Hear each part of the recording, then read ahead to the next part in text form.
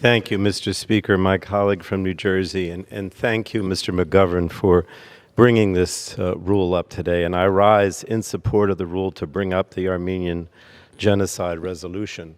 As Judy Chu said, and I just came back from Armenia at the same time, we were at the Genocide Memorial in Yerevan, and I was actually there a few years ago on the 100th anniversary of the genocide with our two Armenian members of Congress, Anna Eshoo and Jackie Spear.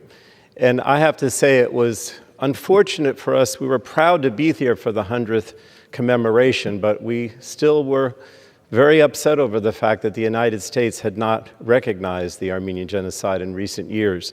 And of course, this has been a goal of the Armenia caucus and the Armenian diaspora for over 30 years that this day, this historic day, would finally occur. And I want to thank the Speaker of the House of Representatives, Nancy Pelosi, who has made this day possible.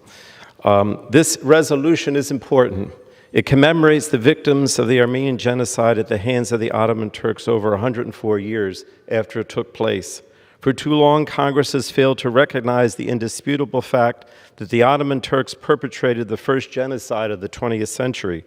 This crime against humanity would serve as the blueprint for other genocides in the Nazi concentration camps and massacres in Poland, Germany, and Eastern Europe, and more recently in Bosnia and Rwanda.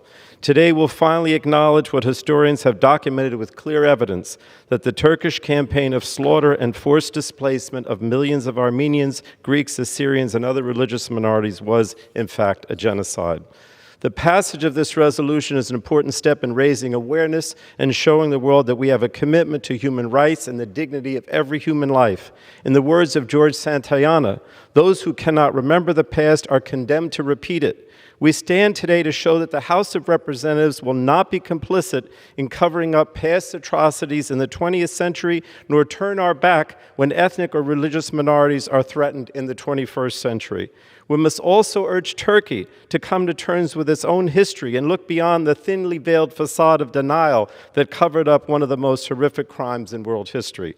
We must urge Turkey to join the rest of the world in recognizing the sanctity of human life, even if it's someone that doesn't look like you, speaks a different language, or attends a different house of worship. Turkey has a long history of repressing ethnic minorities, including the Kurds, who they are killing as we speak. And it doesn't matter whether they're Christians or Muslims. Many of the Kurds are their Muslim brethren.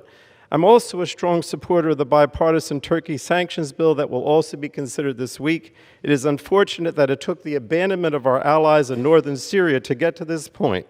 But I'm pleased to see that we are working across the aisle to finally push back against the bully that is President Erdogan.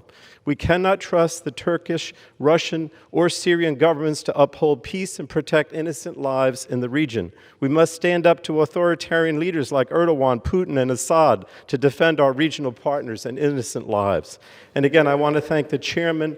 I want to thank Chairman Schiff, the sponsor of this resolution, Chairman Engel, the House leadership, and other members of the Congressional Caucus for their support of strong American leadership and for the work to finally get this passed. Thank you, Mr. Speaker.